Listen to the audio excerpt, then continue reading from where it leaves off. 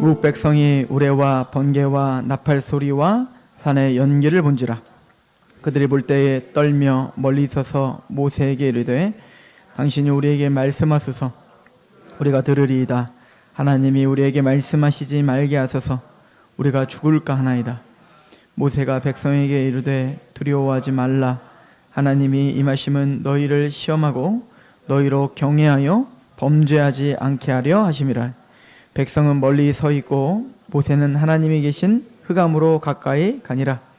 여호와께서 모세에게 이르시되 너는 이스라엘 자손에게 이같이 이르라.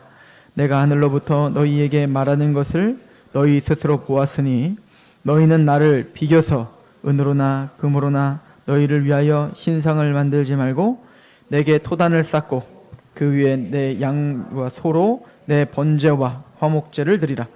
내가 내 이름을 기념하게 하는 모든 곳에서 내게 임하여 복을 주리라. 내가 내게 돌로 제단을 쌓거든 다듬은 돌로 하지 말라. 내가 정으로 그것을 쪼면 부정하게 함이니라. 너는 징계로 내 제단에 오르지 말라. 내 하체가 그 위에서 드러날까 함이니라. 아멘. 우리는 지난 시간까지 십계명 강해를 마쳤습니다. 긴 터널을 뚫고 나온 것 같아요. 십계명을 강해하는 저나 또 듣는 우리들이나 사실은 어려운 강해이기도 합니다. 하나님의 타협 없는 법이 선포되는 거기 때문에 그렇습니다. 이 십계명이 선포된 이후에 하나님은 이스라엘 백성들에게 또한 중요한 메시지를 주심으로, 십계명이 사실 율법의 전부가 아니잖아요.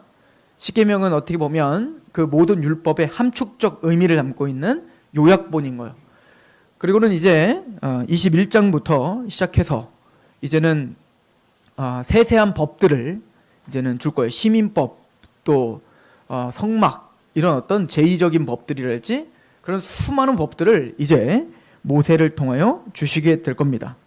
그런데 그런 법들을 주시기 전에, 이 율법을 이제 세세하게 주시기 전에 십계명이 선포되고 그리고 이제 본격적으로 법들을 주시기 그 직전에 오늘 하나님께서 이스라엘 백성들에게, 우리들이죠, 하나님의 백성들에게 무엇인가 중요한 말씀을 하고 있더라 라고 하는 마음으로 오늘 본문을 상고해 본다면, 사실은 이제 이웃에 관련된 법들이 이제 21장이면 종에 관한 법이랄지 또 뭐 폭행에 관한 법이랄지 이런 세세한 어떤 사회법들을 쭉 정리하기 전에 먼저 하나님은 모세를 통해서 하나님과의 관계가 먼저임을 다시 각인시켜주고 있는 듯한 모습을 보여주고 있습니다. 자, 우선은 이스라엘 백성들의 태도를 좀 보면 좋겠는데요. 오늘 18절에 보면 무 백성이 우레와 번개와 나팔 소리와 산의 연기를 본지라. 그들이 볼 때 떨며 멀리 서서 모세에게 이르시되 당신이 우리에게 말씀하소서 우리가 들으리이다. 하나님이 우리에게 말씀하시지 말게 하소서 우리가 죽을까 하나이다. 우선 실제적으로 아마 시내산에서 하나님이 임재했을 때 이런 현상들이 일어난 거예요.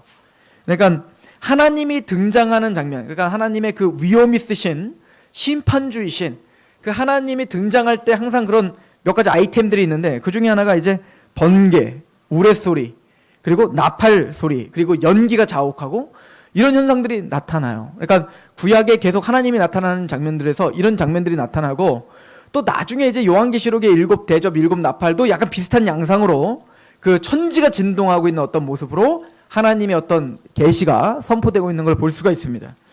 또한 우리가 여기서 보면 사실은 이 우레와 번개와 나팔 소리와 이런 것들을 이스라엘 백성들이 직접 한번 두렵게 목도한 적이 있죠. 언제냐면 바로 이집트 백성들에게 하나님이 심판으로 주셨던 10가지 재앙을 통해서 하나님의 그 두려우심, 그 하나님의 그 이집트 파라오와 그 이집트 전 나라가 하나님을 배반하고 하나님이 인정치 않고, 그죠? 그 반역했을 때 하나님이 어떻게 대우하셨는지를 똑똑히 봤다고요. 그리고 그 출애굽한 지 얼마 안 됐잖아요, 지금. 그러니까 그게 생생하게 기억이 남아 있는데, 지금 모세가 하나님을 만나러 십계명을 이제 받으러 시내산에 가는데 멀리서나마 봤더니 막 번개가 치고 막 우레가 천둥이 치고 그리고 막 나팔 소리가 나고 그리고 연기가 자욱하고, 그죠? 이런 것을 볼 때 아마 실제적으로 이 자연현상을 볼 때 이스라엘 백성들은 아마 겁이 났던 것 같습니다. 자, 또 하나는 근데 지금 이런 이스라엘 백성들의 어떤 두려워하는 모습들이 십계명이 선포된 이후에 바로 있다는 걸 통해서 우리에게 또 중요한 사인 하나를 주시는데, 그것은 뭐냐면 이 이스라엘 백성들이 하나님이 거룩하심을 보게 하는 겁니다. 그래서 십계명을 하나님이 우리에게 주신 목적이 있어요. 특별히 오늘 말씀을 통해서는 우리 십계명을 통해서 이스라엘 백성들에게 주신 목적이 3가지 정도로 있는데, 첫 번째는 바로 이스라엘 백성들에게 하나님은 모든 인류가, 그죠? 전 인류가 바로 죄가 있다라고 하는 걸 보여주기 위해서 십계명을 주신 거예요. 우리가 십계명 강해를 이미 앞에서 했지만, 십계명은 우리가 완벽하게 지킬 수 있는 사람이 있다 없다? 아무도 없습니다. 아담도 못 지킨 겁니다. 그러니까 아담 이후로 어떤 누구도 하나님의 계명을 다 지킬 수 없어요. 그런 계명을, 완벽하고 거룩한 계명을 이스라엘 백성들에게 주므로 하나님은 먼저 이스라엘 백성들이 뭘 알려주고 계신 거죠? 전 인류가, 너희를 포함한 모든 인류가 바로 하나님 앞에 죄인임을 드러내주는 게 십계명의 첫 번째 목적인 겁니다. 그리고 두 번째 목적은 바로 이 십계명을 지킬 수 없는 우리는 무능력한 자입니다. 우리는 무력한 자입니다 라고 하는 것을 깨닫게 하시기 위해서 십계명이 선포되고 있는 겁니다. 그러니까 하나님은 십계명을 지키라고 주신 거예요. 맞죠? 지키라고 줬지 뭐 우리에게 그냥 폼으로 준 거 아니잖아요. 그러니까 하나님은 분명히 우리에게 십계명을 지키라고 주신 건 맞습니다. 그런데 하나님은 모든 인류가, 또 우리가 그 계명을 지킬 수 없다는 걸 아시고 주셨어요. 그 얘기는 사람들로 하여금 그 모든 계명들을 다 지켜 구원받게 하시기 위함이 아니라, 첫 번째는 죄를 깨닫게 하기 위함이고, 두 번째는 우리가 아무리 노력하고 우리 어떤 것으로도 이 계명을 지킬 수 없다. 우리는 무능력하다. 우리의 힘으로는 하나님의 계명을 만족시킬 수 없다는 것을 알게 하시기 위함이에요. 그리고 자연스럽게 이것까지 깨달아지면 세 번째 목적이 있어요. 뭐죠? 예수님께로 데려가는 겁니다. 그래서 예수님도 또 바울도 뭐라고 하죠? 이 율법은, 예수님께서는 율법을 내가 완성하러 왔다, 온전케 하러 왔다 라고 말씀하시고, 바울은 이 계명, 이 율법은 바로 예수께로 인도하는 모학 선생이다 라고 이야기하는 겁니다. 그래서 우리는 계명 앞에 정직하게 서서 우리가 얼마나 죄인인가를 깨달아야 되고요. 두 번째는 우리가 얼마나 하나님의 계명 앞에 무력한 사람들인가, 무능력한 사람들인가를 깨달아야 되고, 그 깨달음과 함께 우리를 어디로 데려가? 이제 구세주가 필요함을, 인간 스스로는 하나님을 만족시킬 수 없음을 알아 구세주, 메시아가 있어야 됨을 바라보게 하는 용도로 하나님은 율법을 주신 것이다 라고 이야기하는 겁니다. 그래서 오늘 이스라엘 백성들의 태도가 아주 단순하죠. 하나님의 그 두려우심 앞에 섭니다. 그리고 그 두려우심 앞에 전에 먼저 하나님의 거룩한 십계명을 이미 들었습니다. 그러니까 이스라엘 백성들은 뭐예요? 그 하나님 앞에 너무 두려워서 감히 하나님 앞에 설 수가 없는, 이게 계명인 거예요. 하나님의 율법 앞에서, 그 거룩하신 하나님 앞에 우리는 설 자가 없는 겁니다. 이거를 깨닫고 구복하게 하는 게 바로 계명인 거예요. 그래서 이 이스라엘 백성들이 모세에게 뭐라고 얘기하죠? 이거는 하나님이 시킨 것도 아니고 모세가 직접 말한 것도 아니고, 이스라엘 백성들이 자발적으로 모세에게 뭐라고 하죠? 하나님을 직접 우리가 만나지 않게 해주세요. 하나님의 음성을 직접 내가 들을 수 없게 해주세요. 왜? 그 하나님의 음성을 들을 때 너무 겁나는 거예요. 죄인인 내가 하나님 앞에 직접 설 수 없다는 것을 철저하게 깨달은 겁니다. 이스라엘 백성들이. 그래서 이스라엘 백성들이 누구에게? 모세요. 모세, 당신이 하나님 말씀을 들어서 당신이 우리에게 이야기해 주세요 라고 이야기하는 거예요. 즉 뭐죠? 중보자가 필요함을 스스로 깨닫게 하시는 거예요. 이게 율법의 목적인 겁니다.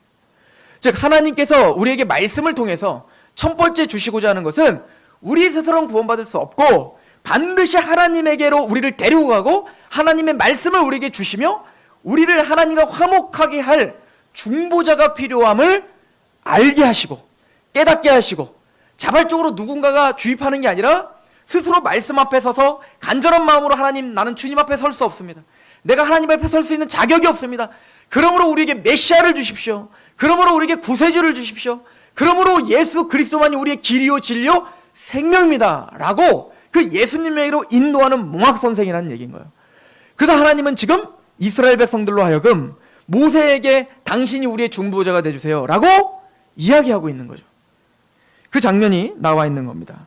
그래서 19절에 보시면 모세에게 이르되 당신이 우리에게 말씀하소서 우리가 들으리이다. 하나님이 우리에게 말씀하시지 말게 하소서. 우리가 죽을까 하노라.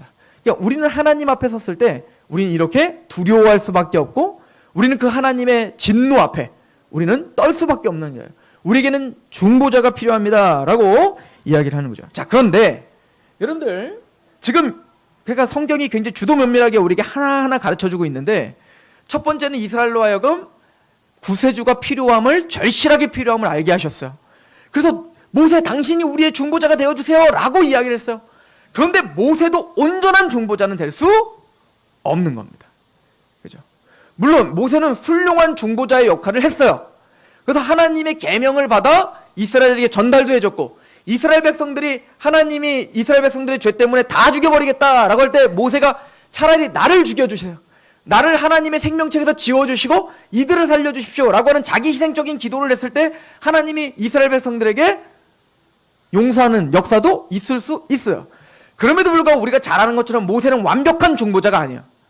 모세로 인하여 모세라고 하는 개인적인 인격이 죄인들을 하나님과 화목하게 할 수 있는 중보자가 될 수 없단 말입니다.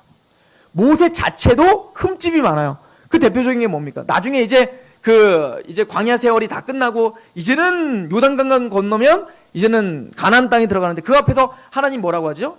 반석을 치지 말고 명해라고 했는데 자기 승질에 못 이겨갖고 반석을 명하지 않고 어떻게 했어요?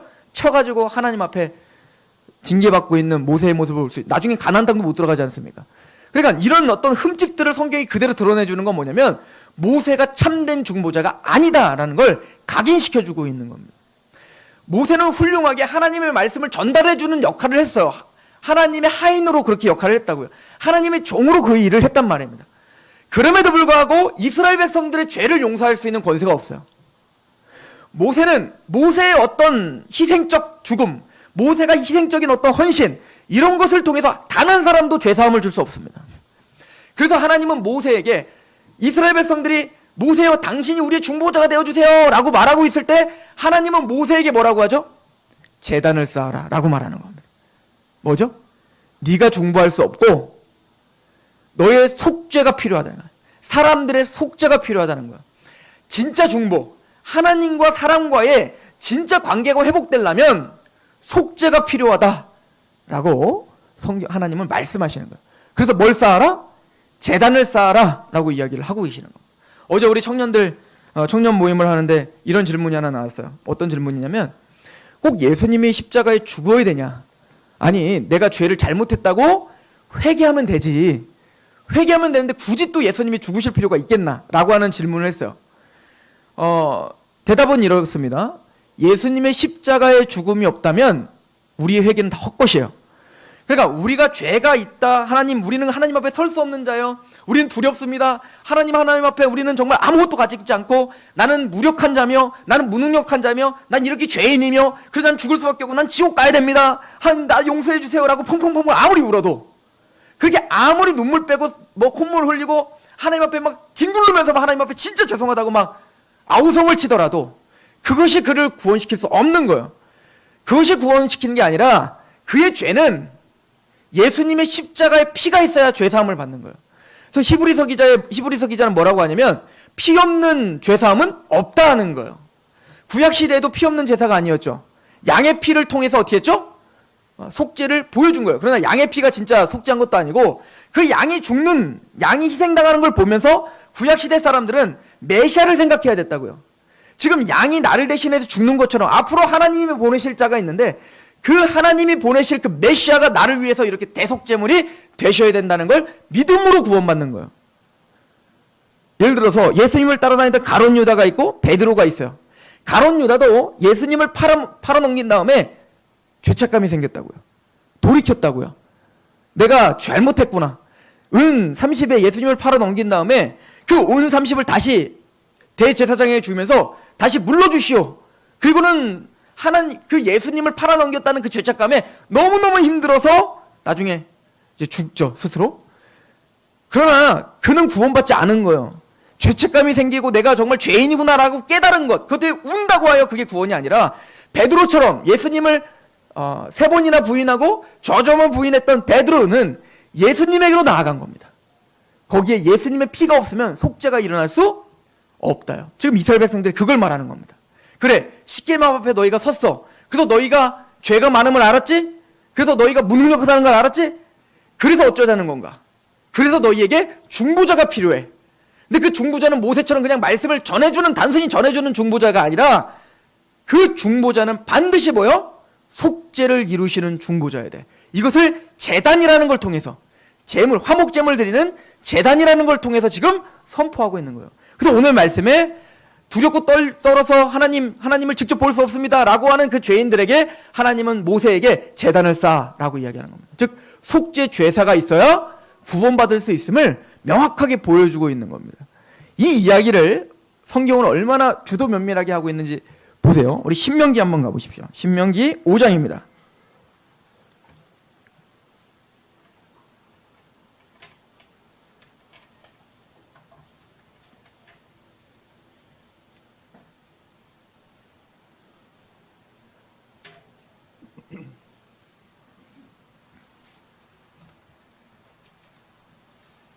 이 신명기는 이제는 가나안 땅을 들어가기 전에 네 편의 모세가 죽기 전에 4번의 설교를 하는데 그 설교, 4가지 설교를 모은 게 신명기예요.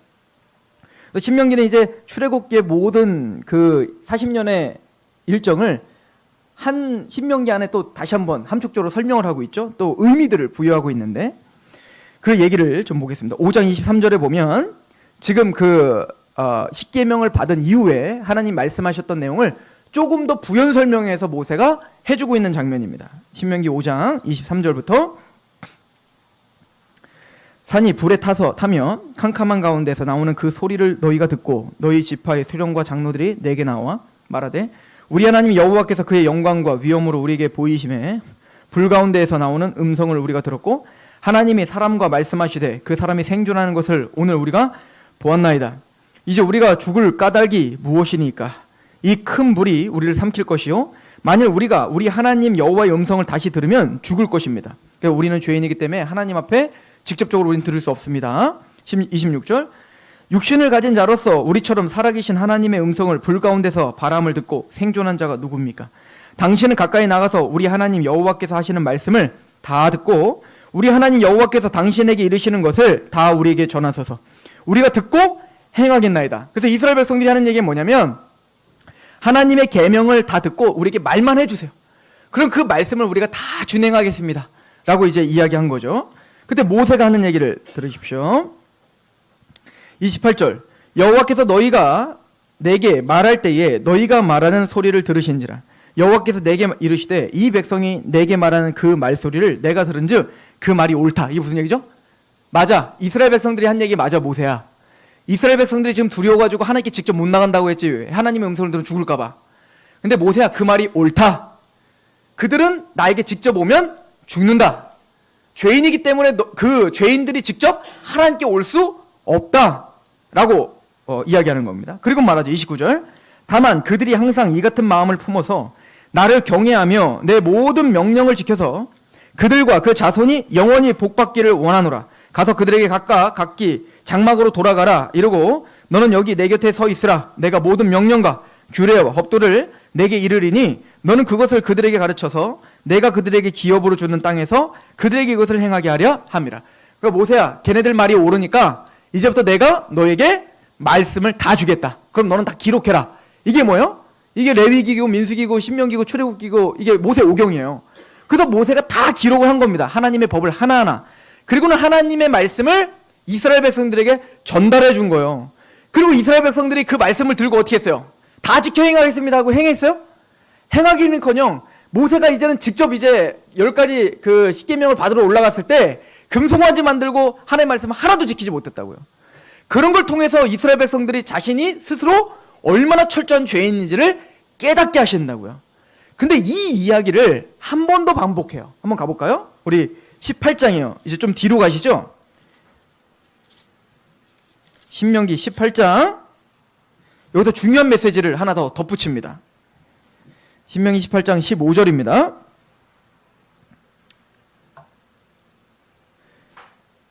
(18장 15절) 내 하나님 여호와께서 너희 가운데 내 형제 중에서 너를 위하여 나와 같은 선지자를 하나를 일으키시리니 너희는 그의 말을 들을지니라. 이것이 곧 내가 총회의 날에 호렙산에서 내 하나님 여호와께 구한 것이라. 곧 내가 말하기를 내가 다시는 내 하나님 여호와의 음성을 듣지 않게 하시고 다시는 이 큰 불을 보지 않게 하소서. 두렵건대 내가 죽을까 하나이다. 이 사건을 계속 반복해서 설명하고 있죠. 17절 여호와께서 내게 이르시되 그들의 말이 옳도다. 이 얘기도 아까 했던 얘기고요. 내가 그들의 형제 중에서 너와 같은 선지자 하나를 그들 위하여 일으키시고 내 말을 그 입에 두리니 내가 그에게 명령하는 것을 그가 무리에게 다 말하리라. 보세요. 자, 다 정리합니다. 하나님이 십계명을 주셨습니다. 그 십계명을 통해서 하나님이 얼마나 거룩한지를 보여줬다고요. 또한 하나님은 번개와 우레와 연기와 이런 걸 통해서 하나님이 얼마나 진노하시고 죄를 싫어하시는지를 두려운 하나님이신지를 보여줬다고요. 그래서 하나님의 계명과 그 하나님의 실체를 본 다음에 이스라엘 백성들은 모두가 다 자신이 얼마나 죄인인지, 자격이 되지 않는지, 그래서 하나님 앞에 우리는 나갈 수 없고 죽임당할 수밖에 없는 죄인이라는 걸 알게 합니다. 그래서 스스로가 뭐를 요구하게 하죠? 중보자가 필요합니다. 당신이 우리의 중보자가 되게 해주세요 라고 이야기합니다. 그런데 그 중보자인 모세가 참된 중보자요 완성된 중보자가 아님을 무엇을 통해서? 모세가 그들의 죄를 사할 수 없고 모세가 그를 하나님과 화목하게 할 수 있는 능력이 없다고요. 단 모세는 하나님과 그 죄인된 이스라엘 백성들이 어떻게 화목될 수 있는지에 대한 방법만 전할 뿐이에요. 그게 뭐예요? 제단을 쌓으라는 거였어요. 즉 속죄 제사가 이루어지는 제단을 쌓으라는 것입니다. 그런데 그 말이 옳도다 모세야. 이스라엘 백성들이 하는 말이 옳아. 그들이 죄인이라 하나님 앞에 직접 못 오는 게 맞아. 그래서 진짜 중보자가 필요하다는 게 맞아. 그래서 내가 너와 같은 선지자 하나를 줄 거야. 그래서 모세와 같은 선지자 하나가 앞으로 올 것임을 예언하고 있는 거예요. 그 모세와 같은 선지자는 누굴까? 물론 엘리와 엘리사, 또 이사야, 예레미야 이런 선지자들이 그래서 이스라엘 백성들에게 끊임없이 있었던 거야. 하나님의 말씀을 맡아 대언하는 선지자들 말입니다. 그러나 그들로도 완벽하게 중보가 이루어지는 게 아니라고요. 그래서 유대인들은 모세와 같은 진짜 선지자가, 독특한 선지자가 그 모세보다도 더 완성된 선지자, 모세 같은 선지자가 올 것을 계속 기다리고 있었습니다. 지금도 기다리고 있습니다. 그게 메시아라고 생각하고 있었던 거예요. 그래서 여러분들 요한복음 6장에 보면 예수님이 오병이어 기적을 베푸는 장면이 나와요. 그죠? 여러분들 이거 몇 번 저랑 얘기했는데 예수님이 오병이어 기적을 광야에서 베푸시잖아요. 다 거기서 이제 먹을 것이 없는 곳으로 데려가신 다음에 배고파니까 예수님이 먹을 것도 책임져 주시는 거 아닙니까? 그래서 기적적으로 오병이어 기적을 통해서 5,000명을 먹였어요. 그때 5,000명이 그걸 받아 먹으면서 어떤 생각이 들을까요? 누가 생각날까요? 광야에서 만나를 주었던 모세랑 이게 연계가 되는 거예요. 그러니까 예수님이 오병이어 기적을 괜히 베푼 게 아니에요. 그걸 베풀면서 지금 광야 시절에 이스라엘을 상기하게 하는 거라고요. 생각나게 하는 거라고요. 그래서 그 이스라엘 백성들이 예수를 향해서 뭐라고 하냐면 그 선지자가 왔다라고 표현하고 있다고요. 그 선지자는 누구죠? 바로 이 신명기에서 예언된 모세와 같은 선지자를 보내기로 했는데 바로 모세처럼 광야에서 만나를 주고 하나님의 말씀을 맡아 중보해줬던 바로 그 선지자, 그분이 드디어 왔다라고 예수를 바라봤던 겁니다. 그러므로 지금 다 정리해보세요. 지금 중보자가 필요하다라고 하는 이스라엘 백성들에게 지금 모세 같은 선지자를 주마라고 약속한 건 바로 누굴 예언하신 거예요? 예수 그리스도 메시아를 예언한 거예요. 바로 그 예수 그리스도 메시아만이 뭐예요? 너희를 속죄하시고 너희의 죄를 사하시고 하나님과 연합시켜 주시며 화목하게 하는 완벽하고 유일한 중보자이시다 라고 하는 것을 예언하고 있는 겁니다. 그래서 두려워하고 있는 이스라엘 백성들에게 하나님은 모세를 통하여 너는 제단을 쌓아라 라고 했던 거야. 왜? 그 메시아는 어떤 분이니까? 죽임당하신 어린 양이시기 때문에 그렇습니다. 십자가를 통해서 우리의 죄를 사하시는 분이시기 때문에 그런 겁니다. 그리고는 뭐라고 하죠? 그 제단을 쌓고 그곳에 하나님의 이름을 기념하라 라고 이야기하는 겁니다. 다시 한번 오늘 본문을 가보십시오. 출애굽기 20장 22절입니다. 여호와께서 모세에게 이르시되 너는 이스라엘 자손에게 이같이 이르라. 내가 하늘로부터 너희에게 말한 것을 너희 스스로 보았으니 너희는 나를 비교서 은으로나 금으로나 너희를 위하여 신상을 만들지 마라. 이게 무슨 얘기죠? 너희가 고안하여 하나님을 경배한다거나 너희의 생각과 너희의 어떤 무엇을 가미시켜서 하나님을 예배하지 말라는 거예요. 철저하게 모세가 주는 대로 하라는 겁니다.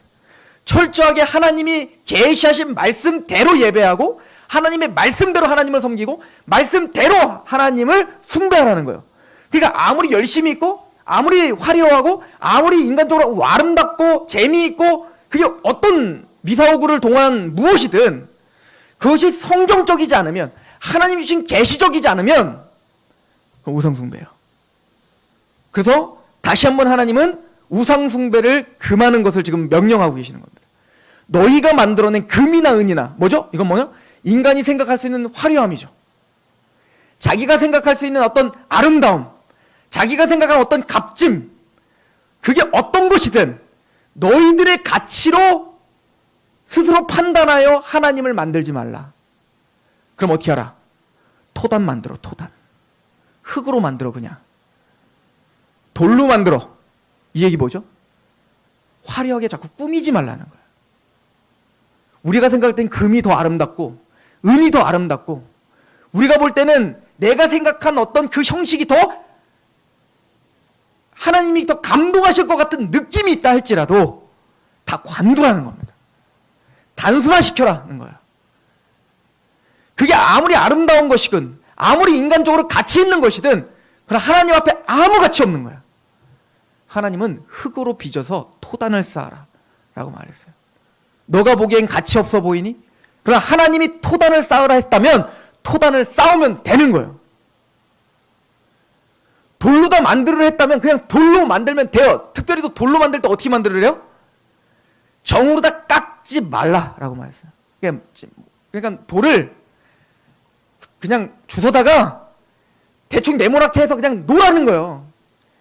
그거를 무슨 막 더 하나님께 드리는 건데 막 아름답게 해서 막 정으로 깎아서 게다가 이게 정으로 깎기 시작하면 이제 미술 전공하신 분들 와갖고 어떻게 하는 거예요? 아, 이거 하나님도 좀 그려놓고 여기에 막 홍해 건너는 것도 막 그림도 막 그려놓고 용도 막 그려놓자. 막 용으로 막 이렇게 막 그리고 막 사자도 그리고 막 하여튼 막 뭔지 아시겠죠? 막 꾸며. 하여튼 막 아름답게 꾸며. 막 꾸민 다음에 여기다 진주 좀 박으면 되지 않을까? 하나님 앞에 예배드리는데 진주도 갖고 와봐. 여기다 놓고 막. 야, 너 그래서 홍보석, 녹보석 다 갖고 와. 그냥 번쩍번쩍 만들자 막. 그렇게 하지 말라는 거예요. 인간의 생각과 인간의 손에 의해서 만들지 말라는 겁니다. 너희들이 볼 땐 투박해 보여도 너무나 단순해 보여도 하나님의 말씀대로 나를 섬기라. 이 제단은 첫 번째는 십자가를 의미하죠. 즉 우리를 구원시킬 수 있는 것은 철학도 아니고 여러분들의 휘황찬란한 어떤 노력도 아니고 여러분들의 어떤 간증들로 인해서도 아니에요. 내 인생 역사 속에 어떤 걸 경험했고 무엇을 체험했고 아니요. 십자가면 됩니다. 십자가 외에는 하나님과 우리를 중보할 게 없고 십자가 외에는 신령과 진정으로 예배 드릴 수 있는 자가 없어요.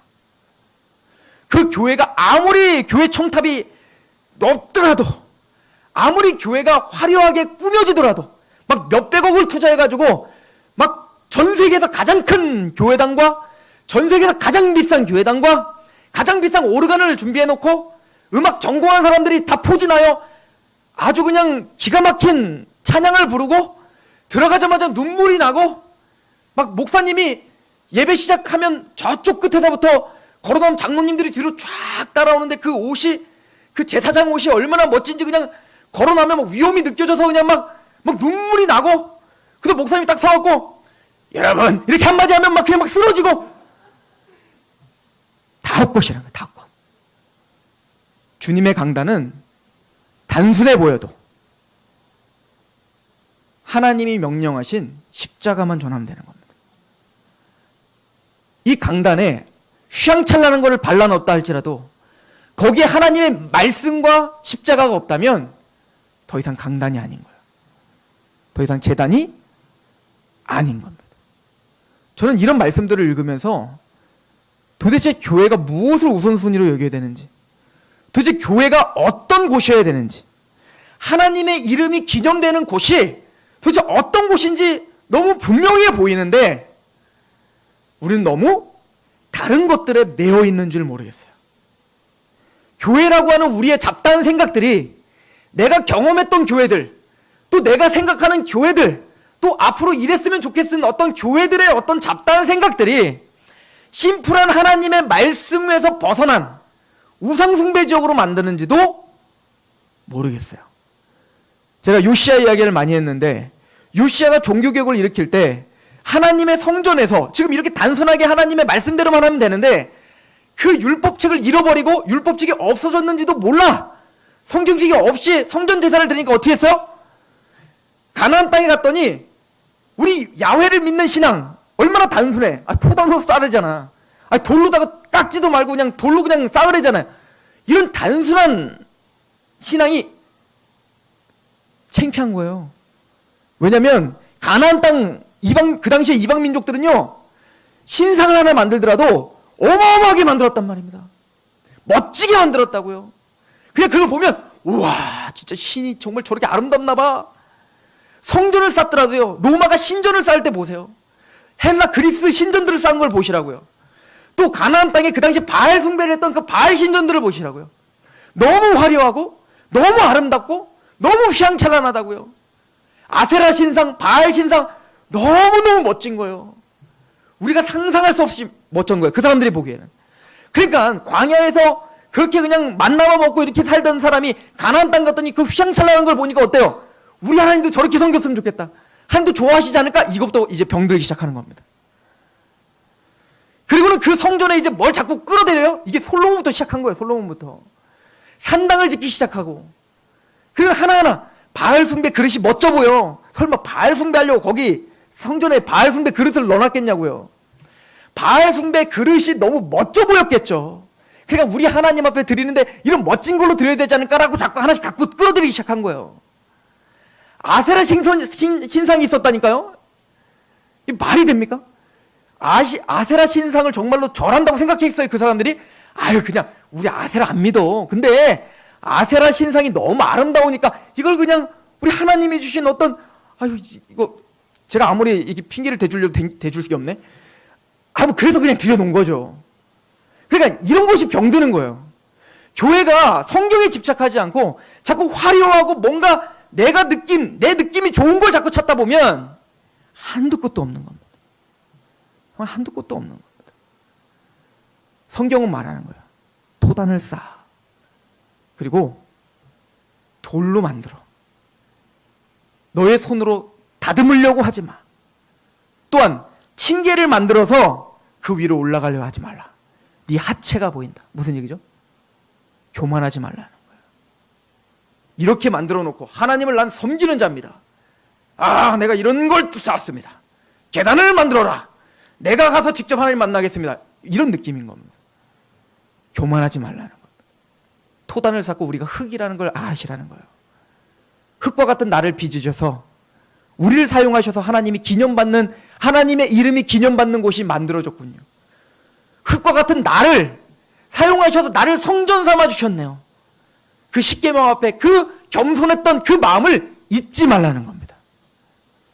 하나님을 만날 수 없는 우리인데 중보자이신 오직 하나, 그 선지자이신 모세와 같은 선지자이신 예수가 십자가의 죽으심으로 우리는 하나님을 만나는 자가 됐고, 우리는 하나님 앞에 그 보좌의 은혜의 보좌 앞에 담대히 걸어가는 자가 됐으니 그걸로 족한 겁니다. 그 감격으로 예배하는 곳이면 하나님이 거하시는 곳이에요. 그 감격으로 그 하나님의 이름을 기념하는 곳, 하나님은 그곳을 성전이라 할 것입니다. 우리가 그런 성전을 쌓는 교회의 성도이기를 축원합니다. 기도하겠습니다. 하나님 아버지, 하나님의 말씀 앞에 섭니다. 우리의 화려함과 우리의 지식과 우리의 열심이 무엇을 만들어낼 수 있겠습니까? 하나님, 내가 당신의 성전을 쌓아드리겠습니다 라고 고백했던 다윗에게 네가 어떻게 나의 성전을 쌓을 수 있겠니? 내가 너의 집을 세워주마 라고 약속하셨듯 하나님께서 세우실 것이며 하나님께서 우리를 성전 삼아 주셨음을 알고 십자가를 붙들고 겸손하게 하나님을 찬양하는 교회가 되게 하시옵소서. 또 그런 우리가 되게 하시옵소서. 예수 그리스도의 이름으로 감사하며 기도합니다.